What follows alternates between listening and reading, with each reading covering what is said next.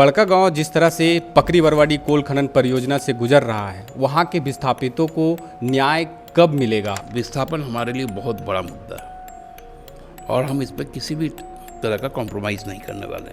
उनका जो हक है, उनके जो पुनर्वास है, उनके जो मुआवजे हैं, उनका जो नौकरी पे हक है, वो हम लोग सुनिश्चित करेंगे। एनटीपीसी की जो एमडीओ कंपनी है, त्रिवेणी सैनिक माइनिंग प्राइवेट लिमिटेड, वो वही झारखंड मुक्ति मोर्चा को 3 करोड़ रुपए का इलेक्ट्रॉल बॉन्ड के जरिए चुनावी चंदा देती है और उस समय देती है जब उसको पकरी बरवाडी कोल खनन परियोजना का विस्तार करना है। 20 फरवरी 2023 को वो धरना प्रदर्शन खत्म होता है और अप्रैल में जाकर ऋत्विक कंपनी ने कांग्रेस को 30 करोड़ रुपए का चुनावी चंदा देती है। झारखंड मुक्ति मोर्चा आंदोलन के एवज में पैसा नहीं लिया।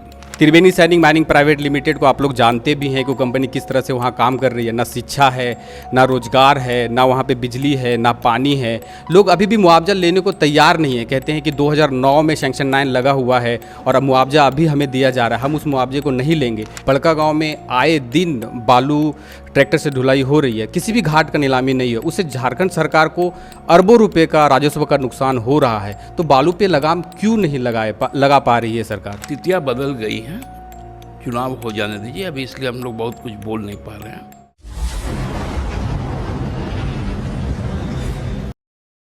अभी हमारे साथ झारखंड मुक्ति मोर्चा के प्रवक्ता हैं सुब्रतो भट्टाचार्य जी हैं हमारे साथ। दादा, सबसे पहले तो द पंचायत न्यूज़ के चैनल में आपका हार्दिक स्वागत है। धन्यवाद। आपको झारखंडी जोहार। जोहार जोहार। दादा, बड़कागांव जिस तरह से पकरी बरवाडी कोल खनन परियोजना से गुजर रहा है, वहाँ के विस्थापितों को न्याय कब मिलेगा? अभी चुनाव का टाइम है, लोग बोल रहे हैं कि हम जेएमएम और कांग्रेस को वोट ही नहीं करेंगे क्योंकि हमारे जो विस्थापितों का प्रॉब्लम है वो कुछ सुनने को तैयार नहीं है। देखिए, भाजपा तैयार नहीं रहती थी, इसलिए उनके सांसद भी इस बात को नहीं उठाते थे। लेकिन इस बार समझ लेना चाहिए बड़कागांव के लोगों को या हजारीबाग जिले के प्रबुद्ध मतदाता वर्ग को, इस बार इंडिया वहाँ पर चुनाव लड़ रही है और विस्थापन हमारे लिए बहुत बड़ा मुद्दा है और हम इस पर किसी भी तरह का कॉम्प्रोमाइज़ नहीं करने वाले हैं। उनका जो हक है, उनके जो पुनर्वास है, उनके जो मुआवजे हैं, उनका जो नौकरी पे हक है, वो हम लोग सुनिश्चित करेंगे। लेकिन दादा, सवाल जब उठता है, टाइमिंग पे भी सवाल है। इलेक्ट्रॉल बॉन्ड का जिस तरह से कोर्ट ने जो निर्णय लिया है, इलेक्ट्रॉल बॉन्ड तो बंद हो गए, लेकिन जिस तरह से लिस्ट आई है उसमें से वहाँ पे जो एनटीपीसी की जो एमडीओ कंपनी है, त्रिवेणी सैनिक माइनिंग प्राइवेट लिमिटेड, वो वही झारखंड मुक्ति मोर्चा को 3 करोड़ रुपए का इलेक्ट्रॉल बॉन्ड के जरिए चुनावी चंदा देती है और उस समय देती है जब उसको पकरी बरवाडी कोल खनन परियोजना का विस्तार करना है। जब लोग आंदोलन और धरने पर बैठे थे और जब आंदोलन और धरना खत्म होता है और कंपनी यहीं रांची के एसबीआई ब्रांच से इलेक्ट्रॉल बॉन्ड खरीदती है और जेएमएम उसको कैश करवाता है, वही सेम चीज़ होता है चट्टी बरियातू कोल खनन परियोजना में।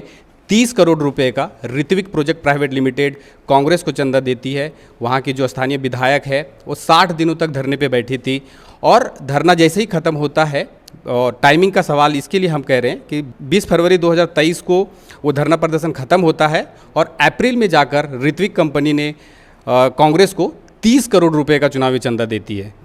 नहीं, आप सही कह रहे हैं, लेकिन झारखंड मुक्ति मोर्चा आंदोलन के एवज में पैसा नहीं ली।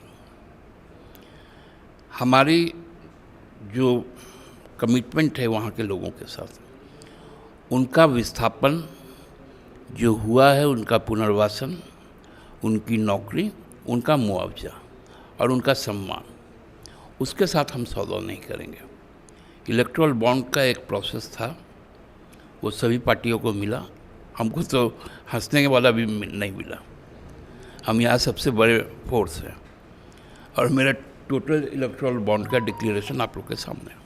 लेकिन दादा, मतलब सिर्फ सवाल ऐसा उठता है कि जब त्रिवेणी सैनिक माइनिंग प्राइवेट लिमिटेड को आप लोग जानते भी हैं कि कंपनी किस तरह से वहाँ काम कर रही है, ना शिक्षा है, ना रोजगार है, ना वहाँ पे बिजली है, ना पानी है। लोग अभी भी मुआवजा लेने को तैयार नहीं है। कहते हैं कि 2009 में सेक्शन 9 लगा हुआ है और अब मुआवजा अभी हमें दिया जा रहा है, हम उस मुआवजे को नहीं लेंगे।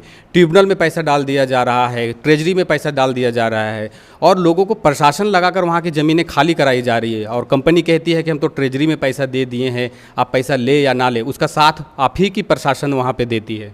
नहीं, स्थितियाँ बदल गई हैं, चुनाव हो जाने दीजिए अभी, इसलिए हम लोग बहुत कुछ बोल नहीं पा रहे हैं। स्थितियाँ बदल गई है, वहाँ न्याय होगा। दादा एक और सवाल है, जिस तरह से बालू घाटों का नीलामी में देरी हो रही है, पड़का गांव में आए दिन बालू ट्रैक्टर से ढुलाई हो रही है, किसी भी घाट का नीलामी नहीं है, उससे झारखंड सरकार को अरबों रुपए का राजस्व का नुकसान हो रहा है, तो बालू पे लगाम क्यों नहीं लगा पा रही है सरकार? नहीं, अभी तो एनजीटी का भी मामला था, अब तो ऑक्शन भी होने लग गया है और बहुत जल्दी आप लोग को उस पर क्लियरिटी आ जाएगा। बहुत बहुत धन्यवाद दादा।